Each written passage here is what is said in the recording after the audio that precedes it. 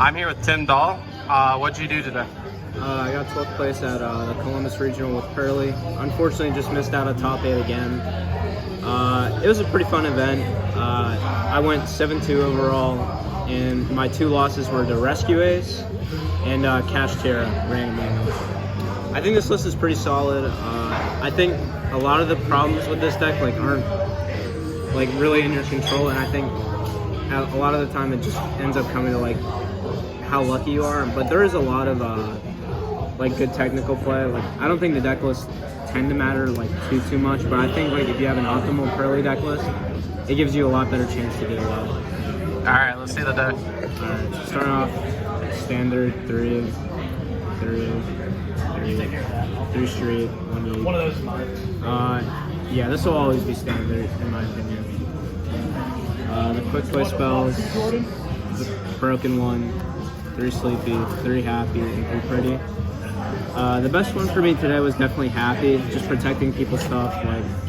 It just comes up too much for it to not be broken. Then 3 Pot of Prosperity. It's still the best card in the game in my opinion. And in this deck, there are a lot of hands that just don't lose to draw, so you can always start off with Pot of Prosperity as your first action. And people will automatically chalk it up to you just having a bad hand when that's just not the case. So I think this card's really good. And then hand traps, 2 Nibiru, worst hand trap in my deck today by far. This card is actually terrible. 3 Ash, the best hand trap in the deck. 3 Veiler. I really like Veiler. I think this card does a lot, so I think it's always really solid. 3 Imperm, probably the second best hand trap in the game, maybe even the best. It's legit every deck. And then the very last non-engine was 3 Triple Tactics talent. This was basically Paul's idea. He always helps me out with my deck list, and he was like, you might as well try it. And it's basically a going first card at the end of the day, because everybody plays hand traps. So it was alright for me. It wasn't amazing, and it wasn't terrible. A lot of the times it was just fine.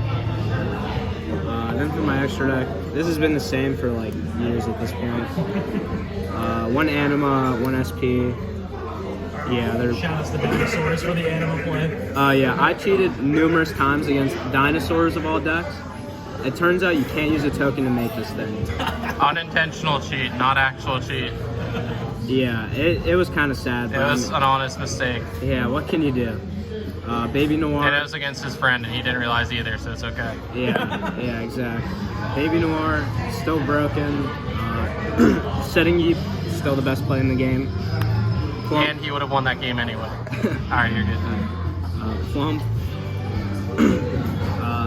Broken. 2 Happy. Best card in the extra deck by far.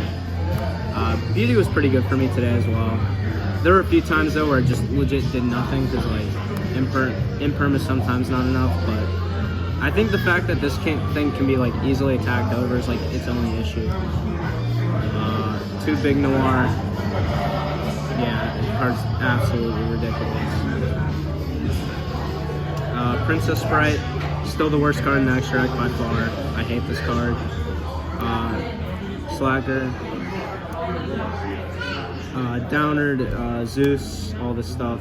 And then the last card was Typhon. Lately this card has actually not been a prosperity target, but before that, this card was never summoned. But he's been putting his work in now, so shoutouts to Typhon. And then the side deck, by far the most scuffed part about this deck.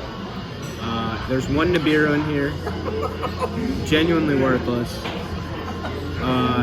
2 Sphere Mode, almost also worthless, but it helped me beat Dinos, so shoutouts to Dinos.